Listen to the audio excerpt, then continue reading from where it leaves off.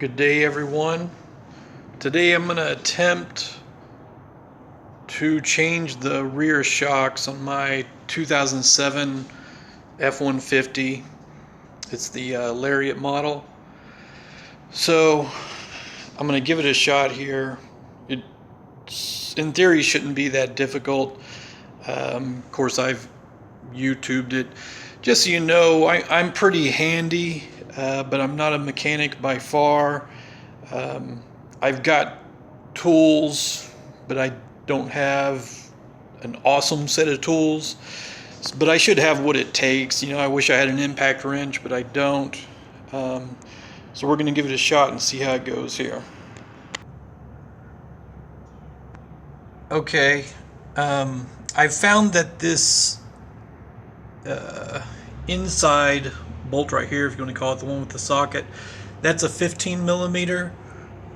The one on the tire side there is an 18 millimeter. So I'm going to try to break this free.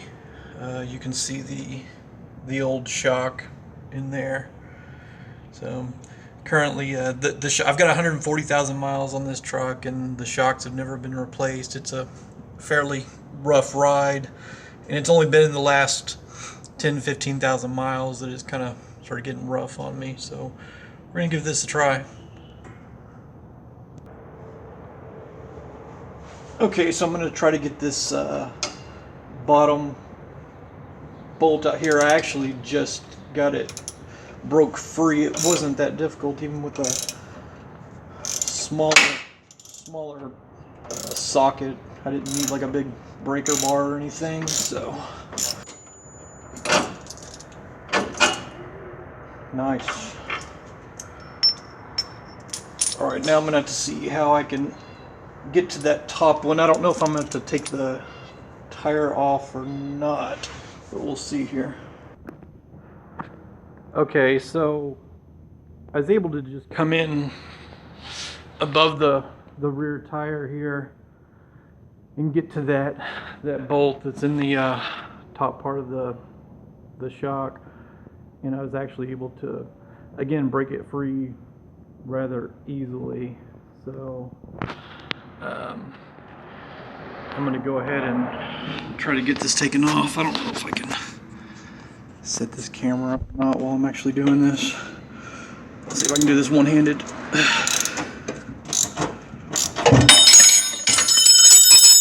Whatever. Of course, now it's spinning on the back side. Okay, so I've grabbed my trusty set of vice grips actually to hold on to that nut in the back there. I love these things. And again, I'm just kind of I'm doing this to see, or hopefully show, that a guy with a modest set of tools can actually do this. You son of a buck. Again, one-handed here, trying to hold the dumb camera. Okay, for convenience sake, I set the camera down for a second and got that loosened up and taken off there. So now I've got the bottom and the top of this rear left shock free, and it's just bam, there it goes. Just fell out of there. So let's see.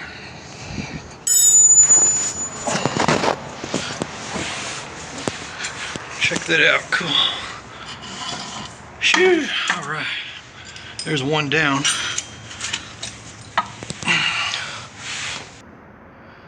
Okay, so I got the other side off at least as easily as the first side. It was they broke loose pretty easily. Pretty easy to get to with the tire on. So no problems there. I am going back. The new shock is a Monroe.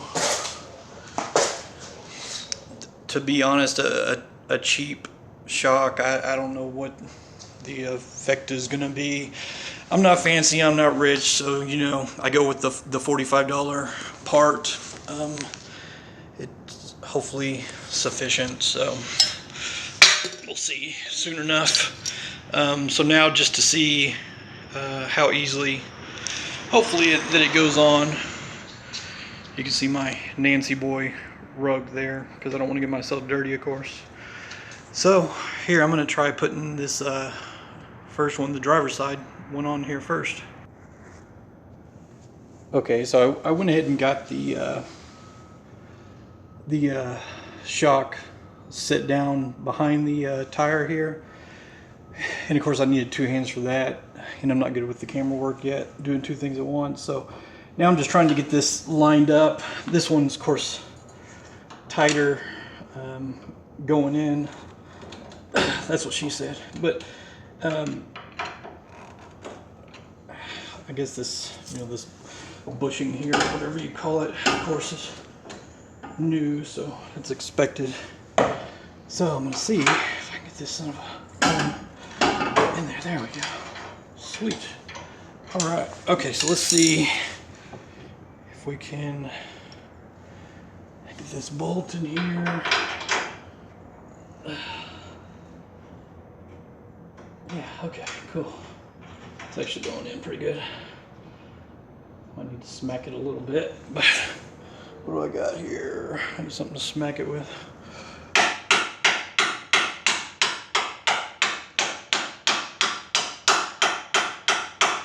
Not the ideal tool to smack it with, but it worked. Okay, so let's see. Let's see if I can get that back nut screwed on by hand here first. And I did see on YouTube that it was recommended to, on other videos, to put the top part of the shock on first. They say it makes it much easier, and I guess maybe that's the proper way to do it, instead of having to compress the shock to kind of get that top portion in there. Let's hold this with my open-ended wrench this time.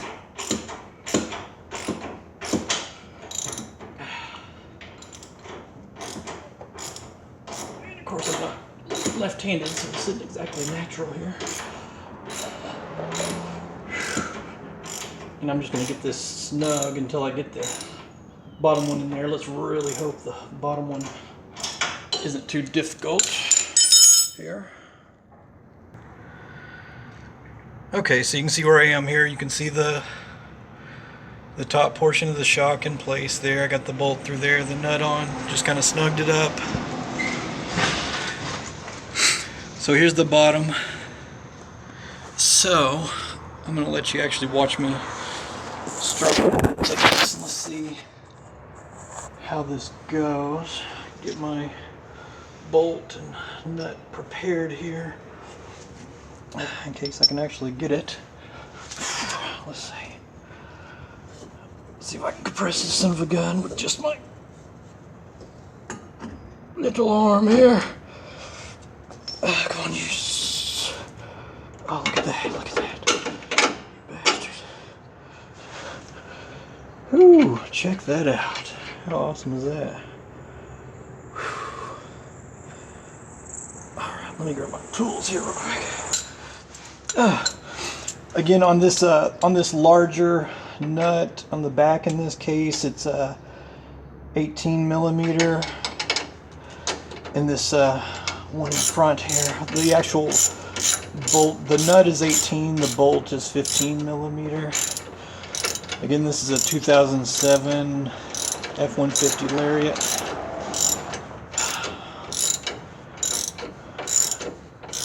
That wasn't terrible. And hopefully for 45 bucks a piece, almost $100, I see a good difference in the ride. I do need to do the front struts. I know that's a little bit bigger job, but I also know it can be done. And I've got a neighbor over here that has better tools than I do, impact wrench and such, that can help me out. So I'm sure I'll be doing those soon. Hell, I don't know how tight to get these. I guess just get them nice and tight without breaking crap.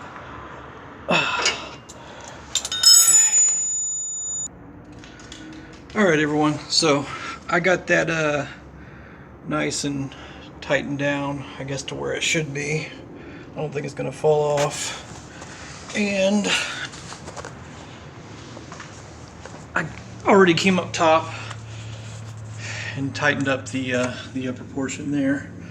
So there's the finished product.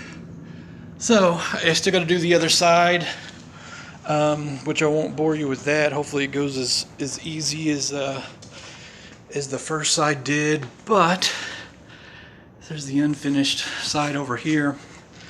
But I think, I kind of showed my point that even just a handy person that's got a basic set of tools and really basic know-how and a Nancy boy rug to keep you from getting dirty can actually do a job like this. And really, even though I've been turning the video on and off, I mean, I took up to this point, maybe I've been out here for 25 minutes, a half hour, another 10 minutes on the other side and I'll be done. So if you're going to tackle this project yourself, I did it, so you can definitely do it. So there you go. Good luck to you. I just wanted to add on to this video here real quick the fact that I went and did a test drive down my street here in my neighborhood, which it's hilly, it's curvy, and it could really use a little repair, to be honest, in the asphalt. But it's got a lot of ups and downs. And before I changed the rear shocks here, it was just an incredibly rough ride, jostling you back and forth. So it made a world of difference, just these rear shocks being replaced. It's incredible the difference. Really, the rear shocks that were on there were doing absolutely no good. It's like nothing was there. They were so worn out. There was nothing left to them, really. So there's no doubt on my particular truck, I do need to replace my front struts. Can't see them, but nonetheless, they do need to be replaced. But I just wanted to state that, I mean, it's such an incredible difference was made in just replacing these $45 rear shocks, almost $100 total. Made a giant difference. So if you're experiencing the same problem, go ahead and give it a shot. Replace those rear shocks, and hopefully you'll get the same results that I did. All right.